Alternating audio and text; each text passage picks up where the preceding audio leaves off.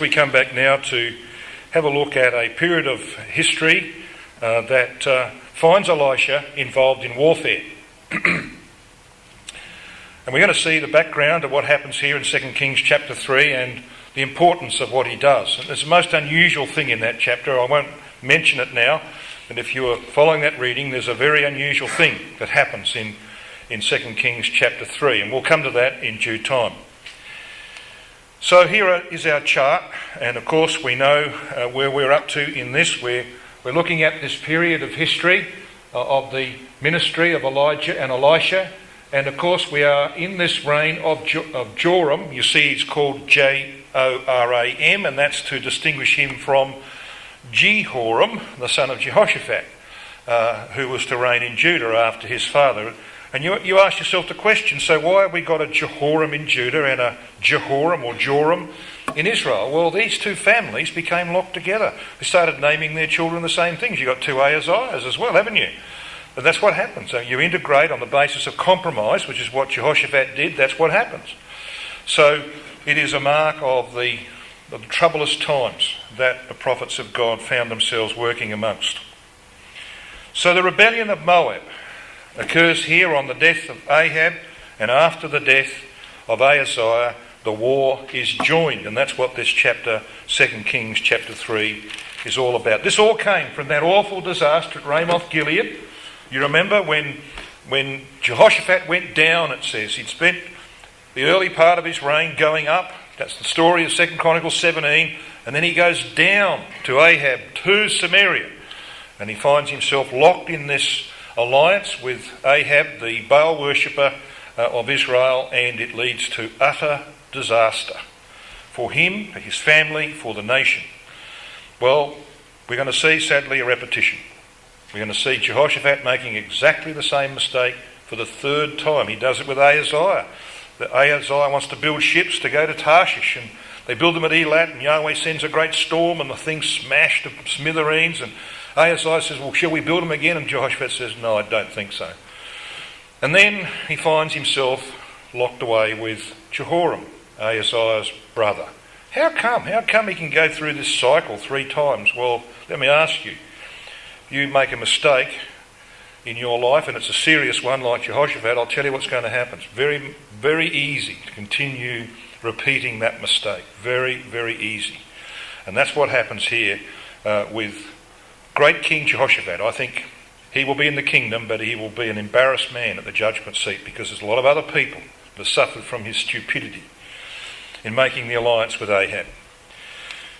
So Joram was also known as Jehoram, as I said. His name means Yah is exalted, which is another huge misnomer. He was the second son of Ahab and Jezebel, who succeeded his brother Ahaziah, the clumsy pagan who fell off the roof. He reigned for 12 years, Ahaziah just 2. He did something good, this guy, but not good enough. Have a look at 2 Kings 3 and at verse 2. It says, he wrought evil in the sight of Yahweh, but there's at least some qualification, not like his father and like his mother. For he put away the image of Baal that his father had made. So if you're going to put away the image of Baal, where do you go to then? Well, you go back to Jeroboam's religion. How foolish is that? See, and again, there's a lesson in that. That once the culture is firmly embedded, as it was through Jeroboam and his successors, once the culture is firmly embedded, it's very difficult for people to go back to the original roots, isn't it? They've forgotten them. They don't even realise that they exist. It's like someone coming out of the Catholic Church and saying, well, will I go and join the Christadelphians? No. They go back to one of the harlot daughters. Might not be quite as bad, but it's not good enough. So that is what happens here. At least there's some measure that you can say, he did something partly good, but it wasn't anywhere near good enough. He reverted to Jeroboam's religion, we're told in verse 3. He was seen by Moab, by Mesha, the king of Moab, as a weak king. And so the vassal Moab decides to revolt against him. So we have this rebellion. Now, Moab, of course, is down here. It's down on the eastern side of the Dead Sea. So here's your Dead Sea.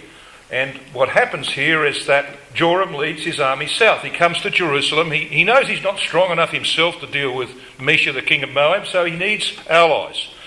And that's what this story is about. Jehoshaphat goes with him. And you see the words that Jehoshaphat says there in verse 7. He went out and he sent to Jehoshaphat, the king of Judah, saying, the king of Moab hath rebelled against me. Wilt thou go with me against Moab to battle? And he said, and look, this is a repetition of what we've read twice before. This was the words of Jehoshaphat in the gate of Samaria in 1 Kings 22 and verse 4. I am as thou art, my people as thy people, and my horses as thy horses. And of course they weren't. They were not one. They did not have oneness or unity on fundamentals. There was no unity. So this is a foolish thing to be doing. Absolutely foolish. And a heavy price is paid again. Now, the third confederate here is, of all people, the king of Edom. See verse 9? They went down through the wilderness of Edom in verse 8. So the king of Israel went, and the king of Judah, and the king of Edom joins them. And they fetched the compass 7 days' journey. King of Edom? Yeah, so why did Jehoshaphat join, do you think? Why does he make this mistake again for the third time? Well, Joram's removal of Baal worship was a diplomatic coup. And when Jehoshaphat heard this, oh, really? You know, Ahab and Jezebel they're Baal worshippers, and their son Jehoram, he set Baal aside. Oh, they've made some progress. They've come along the path. Yeah, surely now this means that we can make an alliance with them. You're sort of picking up that there might be some relevance to the latter days in this, brothers and sisters? Yeah, you know, so these people moved along a path, and they thought, whoa, we've got to do something about this. We've got to reach out and join them. We're strong enough. Stupidity. Ends up in absolute disaster. All right? There was no grounds for this confederacy between Israel and Judah. His appeal to Jehoshaphat was skillful, of course. They were part of the same family, weren't they? Jehoshaphat had been bitten twice. He should have been very reluctant. But Jehoram now was co-regent with his father. So you've got this other Jehoram, the son of Jehoshaphat, who's now co-regent with his father. And guess who he's married to? Athaliah. So family relationships get involved. Now this would never happen to us, would it? We'd never have a problem over fellowship because of family relationships. Oh, I'm not going to say any more than that. I don't need to say any more than that, do I? It's palpably obvious what this is saying to us.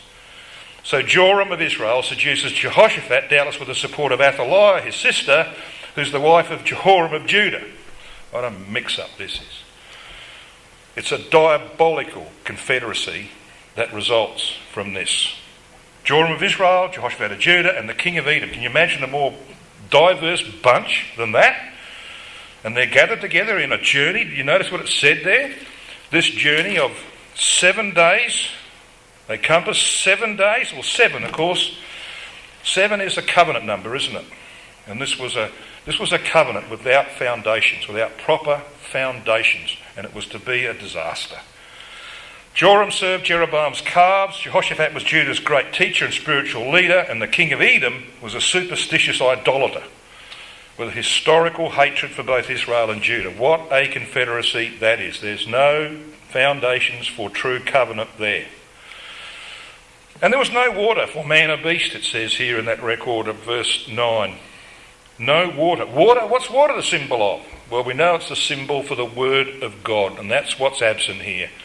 The word of God. Its absence, of course, we know from Amos 8 verse 11 is a sign of Yahweh withdrawing himself. There would be a famine of the word, we read in Amos 8 verse 11. So the famine in the days of Ahab, where there was a literal famine, became, as it were, the type of what's happening here. Established a pattern for what is now happening again. So what's God's answer to this? To try and extract his faithful servant Jehoshaphat from these circumstances. What's he going to do with this man?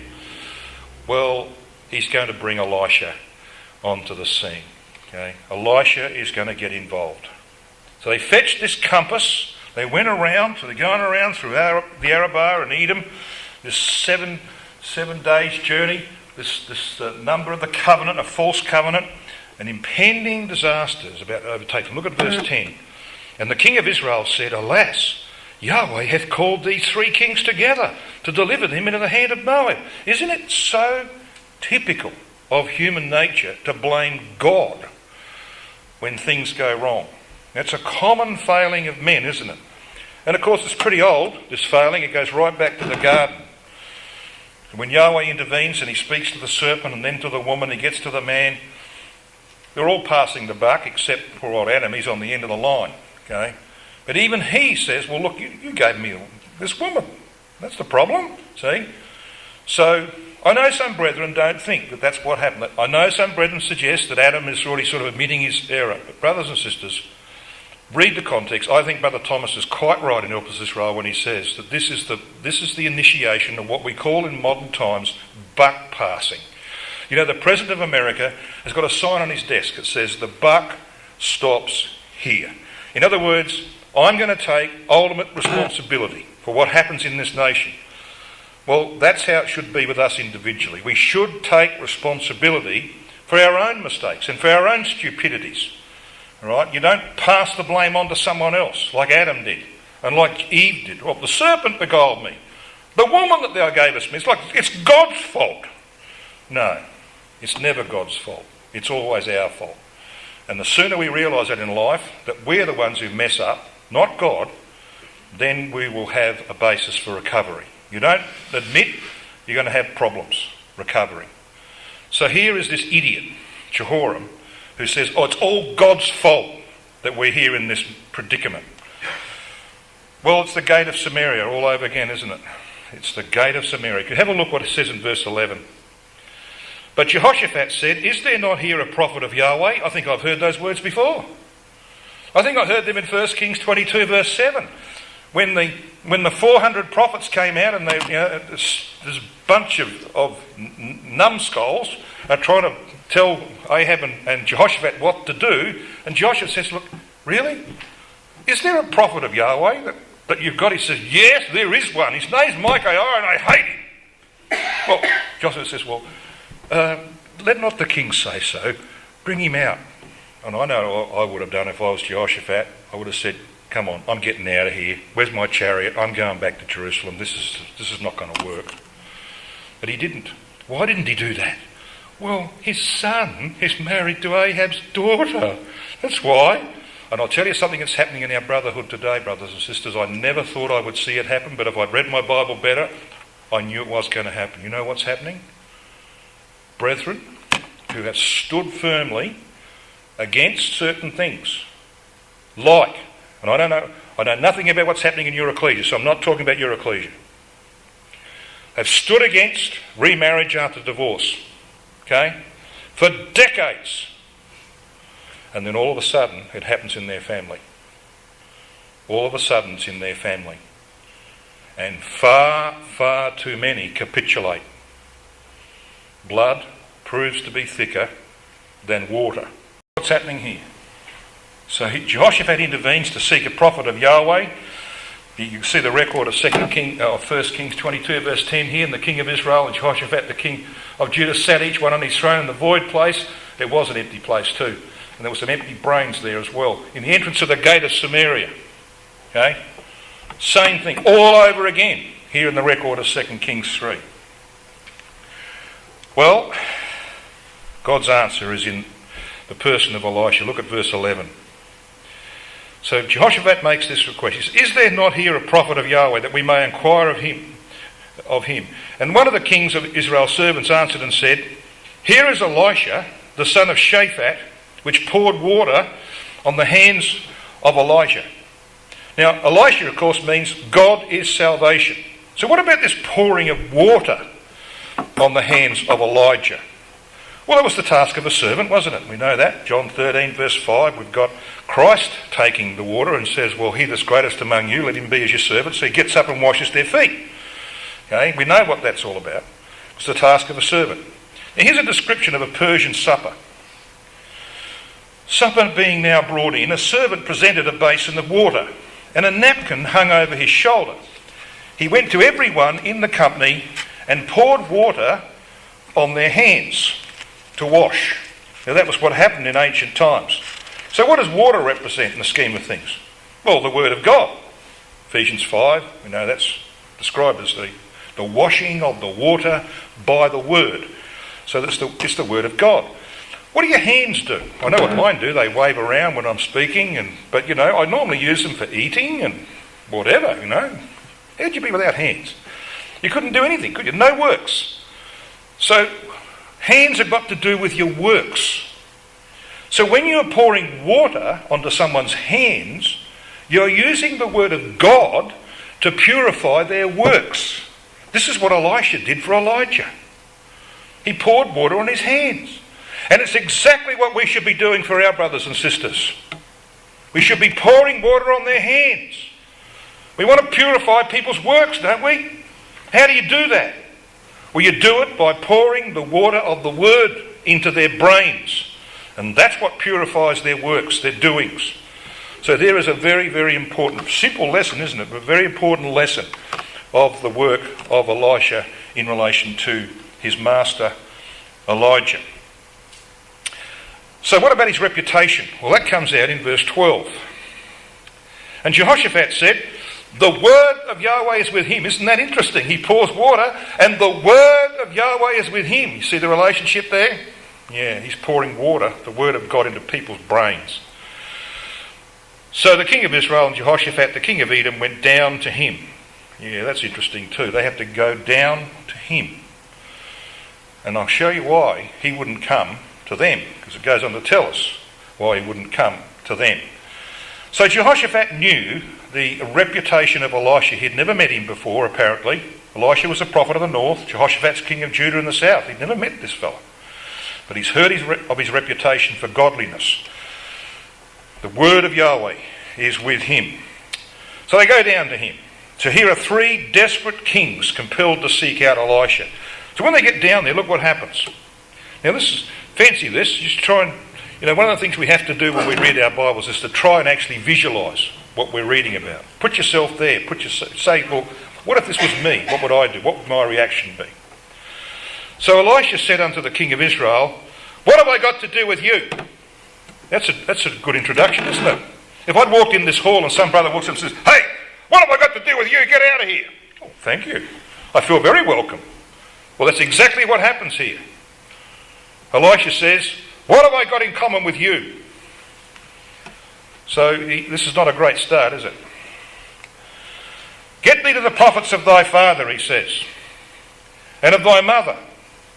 So he rejects Jehoram, the king of Israel. Publicly rejects him. Now, this is what Jehoshaphat should have done. Jehoshaphat said, we don't have anything in common. You worship Jeroboam's gods. Your mother and father worship Baal. We don't have anything in common. Right? I'm not going to join with you. So he's actually telling Jehoshaphat what he should have done. That he's in this thorough mess because of his compromise. So we read at the end of verse 13, the king of Israel said unto him, nay, for Yahweh hath called these three kings. Come on, get off this hobby horse. This is not God's fault. See what he's doing? Passing on the blame. This is God's fault. He's called these three kings together to deliver them into the hand of Moab. And Elisha said, as Yahweh of armies, and he uses the militant title of Almighty God, as Yahweh of armies liveth, before whom I stand. Alright, so it's this militant title of the one who's going to sweep this dynasty of Ahab into oblivion through the work of Jehu very shortly, whom Elisha will anoint in chapter 9 of 2 Kings. Before whom I stand. Now that word before there in the Hebrew is panim. And of course it's the word for faces, plural. So this is interesting, isn't it? Because this word presence is also panim. Get the idea? Before whom I stand, were it not that I regard the presence, the faces of Jehoshaphat, the king of Judah, I would not look toward thee, nor see thee. So there's a little bit of a play on words here. What this is telling us is that because of the evil of Jehoram, or Joram, the king of Israel, and his parents, and their worship, Elisha wanted absolutely nothing to do with this man. That doesn't mean he wasn't going to come into his presence, because he does later on. He has a lot of dealings with Jehoram, puts him in his place. What he's saying is, I want nothing to do with what you stand for. Until you change your way, we've got nothing in common. And that's what Jehoshaphat should have said. I won't even look at them, I won't recognise you. Were it not for the fact that there's Jehoshaphat, this faithful servant of Yahweh, who's got himself mixed up in something he can't extract himself from. Okay? That's the situation here, brothers and sisters. I think we can see that there ought to be no fellowship with any form of darkness, whether that be doctrinal or moral. We can help, we can reach out, we can do what we can to change people. We must not fellowship it. It's as simple as that. God is light, says the Apostle John, and in him is no darkness at all, and there shouldn't be any darkness in us either. If we say that we have fellowship with him and walk in darkness, we lie and do not the truth. We must not compromise with that kind of darkness in whatever form it may come. So here we've got the development of this situation. So where does this lead? Well, to a very, very unusual thing. So you ready for this? We read verse 14, and we now come to verse 15. He says, "But now bring me a minstrel." Now if I'd said when we went downstairs, all right, to have our lunch today, listen, can you bring in a minstrel for me and play a tune? I'd like to eat my lunch with some music. You would have said, oh, come on, please. It's strange, isn't it? I mean, here you've got this situation, you've got sparks flying. You know, you've got Elisha banging heads with Jehoram, king of Israel. There's sparks flying. And he steps back, he says, bring me a minstrel. Excuse me? And that's very unusual, isn't it? So what's that about, do you think? What do you reckon that might be about? Well, I want to explain to you what it's all about. It's very, very important. Because what Elisha is doing is for Jehoshaphat's sake. He's trying to help Jehoshaphat. So we need to go back and have a look at the history of this. So it says, the hand of Yahweh came upon him. Verse 15, "But now bring me a minstrel. And it came to pass when the minstrel played that the hand of Yahweh came upon him." Okay, so got the language right?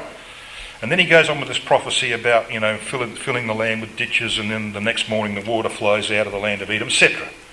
So the reason for a minstrel, soothe Elisha's anger, to calm these proceedings? No. It was all for Jehoshaphat. Just 2 years before, 2 years, music and praise had saved Jehoshaphat and Judah from total catastrophe. And they're back in the same muddle again. So we need to look at the history. I want you to come to 2 Chronicles chapter 20.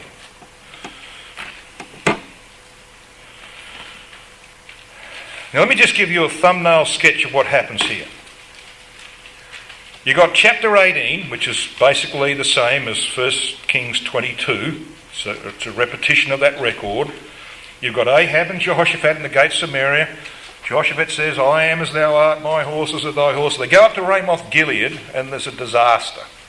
You know what size Jehoshaphat's army was at that time? Largest ever in Judah's history. It was 1,160,000 men. Exactly twice the size of his father Asa's army, and that was a big army, all right? It's useless. The whole army is decimated. They're all over the place. And Micaiah prophesied that would be the case. So if you just cast your eye, if you're somewhere in 2 Chronicles 20, it's not far back to 2 Chronicles 18, just cast your eye to verse 16 of 2 Chronicles 18. "Then he said," this is Micaiah's prophecy, "I did see all Israel scattered upon the mountains, a sheep that have no shepherd, not even Jehoshaphat. And Yahweh said, these have no Lord, they have no Adon, no ruler, not even Jehoshaphat." Ahab gets killed in this battle, of course, but Jehoshaphat doesn't. So he's not the Lord, he's not the king, he's not the shepherd. He's lost it all.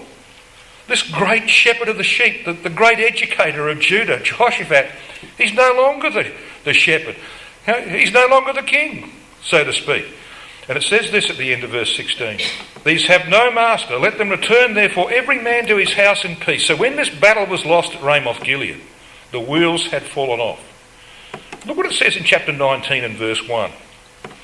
Chapter 19 verse 1 it says, "And Jehoshaphat the king of Judah returned to his house after the disaster at Ramoth Gilead, in peace to Jerusalem. You know what God's doing here? He's saying, I'm going to let you make a new start.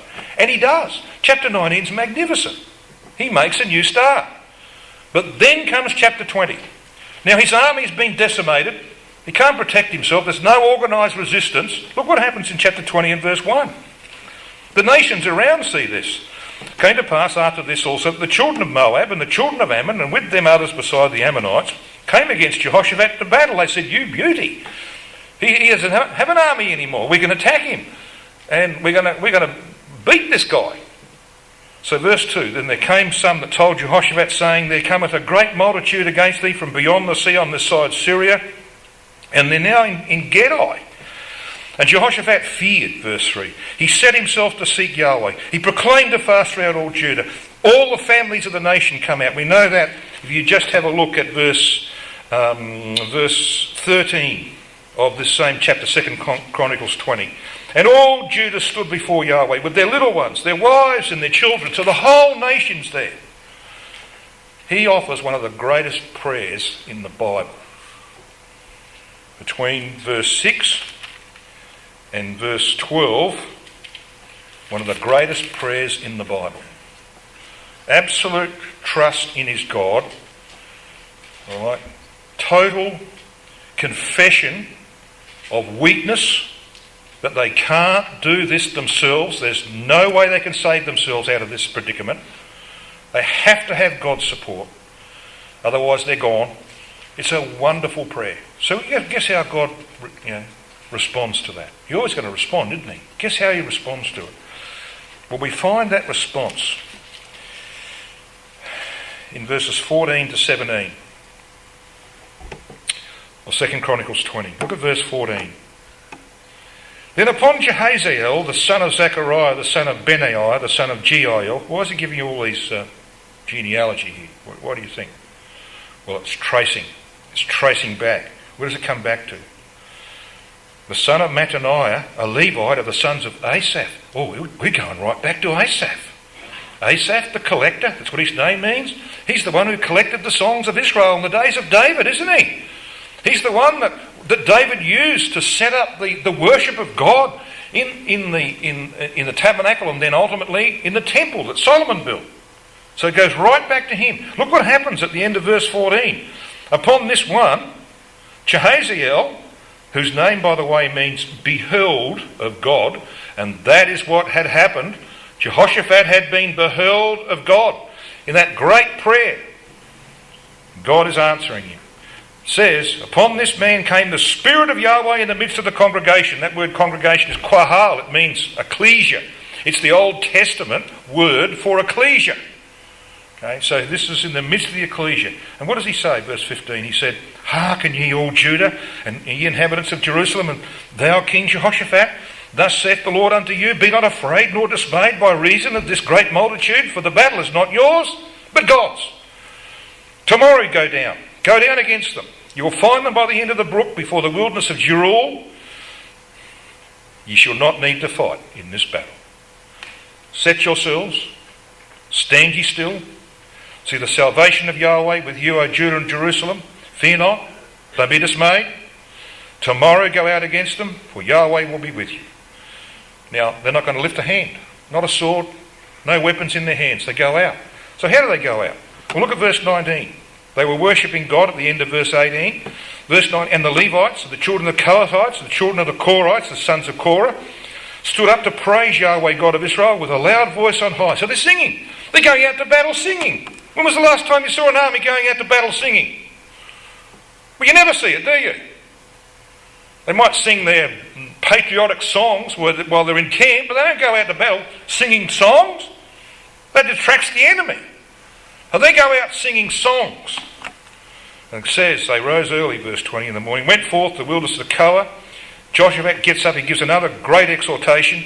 Believe in Yahweh your God, so shall ye be established. Believe his prophets, so shall ye prosper. He's got it right, hasn't he? And when he had consulted with the people, he appointed singers, not warriors, singers unto Yahweh, that should praise the beauty of holiness as they went out before the army, and to say, praise Yahweh, for his mercy endureth forever. And they get out there, and guess what? There's been mutual destruction of the enemy. This is Armageddon. This is the Armageddon chapter of 2 Chronicles. Mutual destruction by the enemies of Judah. And they don't have to lift a hand. It's all been won by praising God. All right? And when they come back, they're praising him again. Look at verse 26.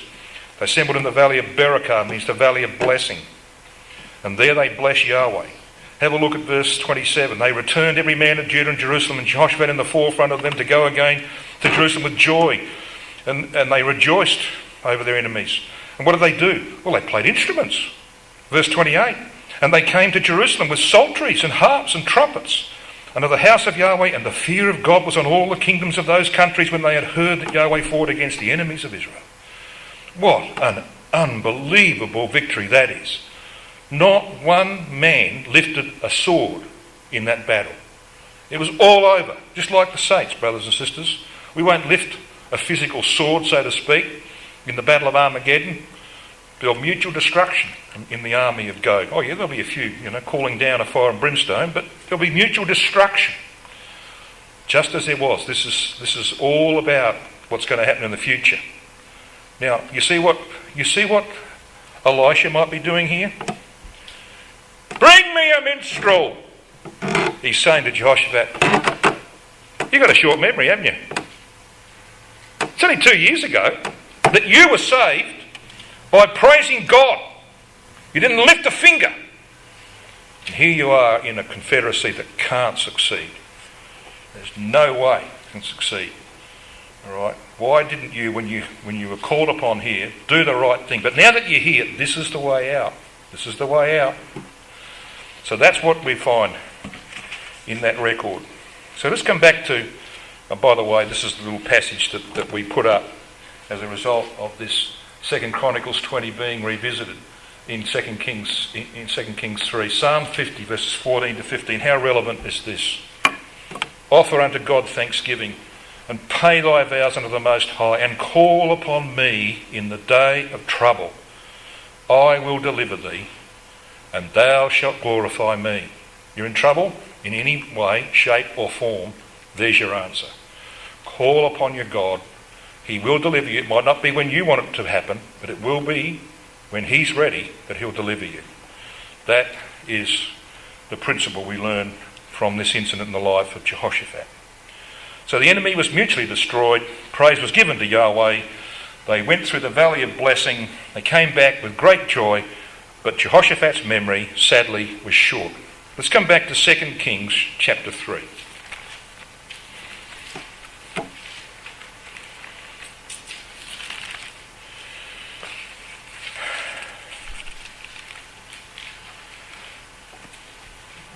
So what happens here? Well, there's going to be rivers in the desert, isn't there?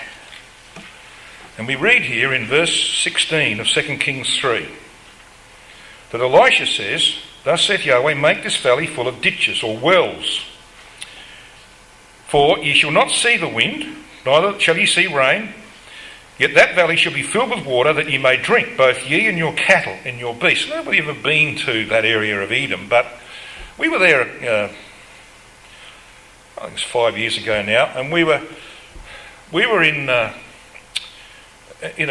barren place, and there was all these mountains around, and there was rain. You could see there was rain a long way off. Now where we was on the drop of rain, right? But then all these rivers start flowing. The rain's falling over there, but the rivers start flowing miles away, and that's what happens. You see, and that's what happens here. The rain is somewhere else. But all these dry gullies start overflowing with rain. And they dug wells, and so the water goes into the wells, so they've got water. That's what happened. It's a miracle. It's from God. Verse 18. And this is but a light thing in the sight of Yahweh. He will deliver the Moabites also into your hand, and ye shall smite every fenced city. And he goes on with a long list of what they had to do. And that's exactly what happens. There's no wind, no rain, but the valley becomes full of water. And we see this. When all the Moabites, verse 21, heard that the kings were come up to fight against them, they gathered themselves together, and they rose up early in the morning. They looked out, and the sun was shining on this water that had suddenly appeared out of nowhere. Here it was, and it was as red as blood. And so we know what happens. The water arrives in the morning, it's turned into, as it were, blood, And these Moabites couldn't wait to get down there. They said, oh, the camp of Israel, this diabolical confederacy against us has fallen apart and they've killed each other. And down they go. They want to actually spoil the camp. Intent only on spoil. They didn't take any preparations with them. And they, of course, themselves were destroyed. And the whole of Moab is desecrated. Verse 25, every man picks up a stone and throws it into the fields where they plant their crops. And Kir-Hareseth, been to Kir-Hareseth? It's got an incredible fortress on the top of the mountain there. Now this fortress is there today is a Crusader fortress. So it wasn't like that in the days of Elisha, but it's a place you can very easily fortify. Kir-Hareseth. Chosen for a strategic position, it was a formidable fortress even in those days. And the battle, of course, here comes to an end. Verse 26. And when the king of Moab saw that the battle was too sore for him, he took with him 700 men that drew swords to break through even to the king of Edom. Now, why would he do that, do you think? Well, the king of Edom was a recent ally. 2 Chronicles 20, verse 22. He was a recent ally. So he thought, well, if I can just get through to him, I've got more in common with him than any other of these two kings. If I can just get through to the king of Edom, we can have some sort of agreement perhaps, and their confederacy will fall apart. It doesn't work. At the end of verse 26, he says they couldn't break through. So what does he do? Verse 27. He took his eldest son that should have reigned in his stead. So here's his successor to the throne. And he, being a worshipper of Molech, right, and Chemosh, Molech and Chemosh, the gods of Moab and Ammon, he's going to make an offering, the ultimate offering. So he offered up his successor, his eldest son, as a burnt offering upon the wall. And it says at the end, it says, and there was great indignation against Israel. So he makes this sacrifice to Chemosh for two reasons: an appeal for help from his God and to test the resolve of the confederacy. The Mesha inscription, by the way, ascribes Moab's defeat to Chemosh's anger. So when that description was done in ancient times, they said, well, Chemosh was angry and that's why these things happened. Idiots. Brothers and sisters, can you see a lesson in that? You see a lesson in that? When you've got a shaky confederacy, you've got three groups, you've got Israel, Judah and Edom joined together, the foundations are not strong, are they? And what happens is that as soon as this king of Moab offers up his eldest son to Chemosh, the Edomites start saying, Chemosh is going to get angry and he'll take vengeance. So they retire. All right? So your confederacy collapses because it doesn't have any foundations. You don't have agreement. There's no agreement. See? That's the simple lesson of that. Jehoshaphat should not have been here, but fortunately Elisha was. And this confederacy collapses because of indignation. Became a religious contest, didn't it? It's a clear demonstration of the weakness of an alliance based on compromise. There was no unity on religion among Judah, Israel and Edom. And the tensions were so high that it was deemed fitting to retire from Moab, the war unfinished. So tomorrow, God willing, we're going to have a look at two women in 2 Kings chapter 4. It's one of the most amazing chapters in all of the King's record. And guess who we're going to see, brothers and sisters, when we come to those two women? We're going to be leading ourselves to our Lord Jesus Christ.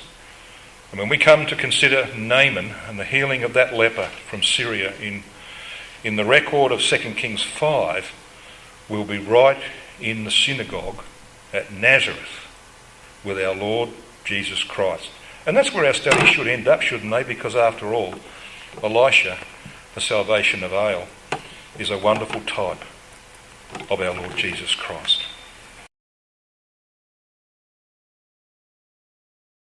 BibleTruthAndProphecy.com is a worldwide collaboration by Christadelphians to help promote the understanding of God's Word to those who are seeking the truth about the human condition and God's plan and purpose with this earth and with mankind upon it.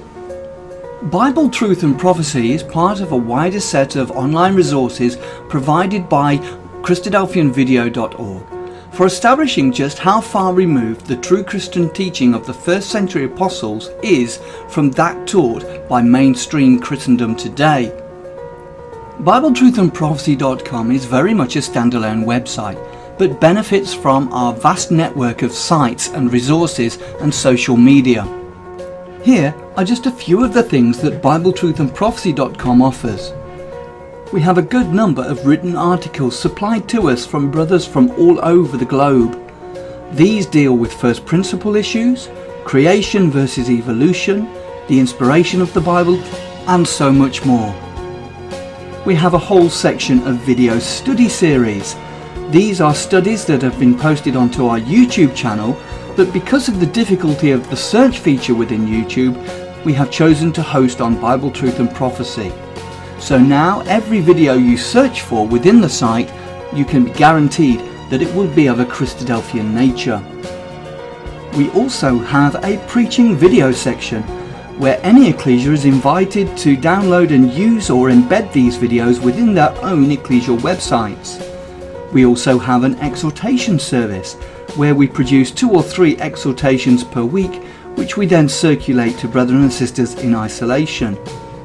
We also have an ever-growing list of approved Christadelphian sites. We also have a page of live news feeds, so you can keep up to date with all the breaking news as it happens. We also have a section for the daily readings. Each day at around midnight we publish all 3 of the daily readings, and then later on in the day we publish thought for the days, often based on all 3 portions of the daily readings. Within each daily reading post there is also a link to enable you to have the Bible chapter read to you directly. We also feature Bible in the News videos which we have produced from the Bible in the News website. We also feature Brother Don Pierce's milestone snippets, which come out approximately 3 times a week. We also feature Andy Walton's weekly World Watch and other commentaries and analysis from other brethren on world news events. You can also subscribe to the blog and be notified of posts as they happen in real time, and also subscribe to the weekly newsletter which is provided by Christadelphianvideo.org. Every page and post on the site has the facility to be able to leave a comment or make an observation, so please take advantage of this and let us know what you think of the site.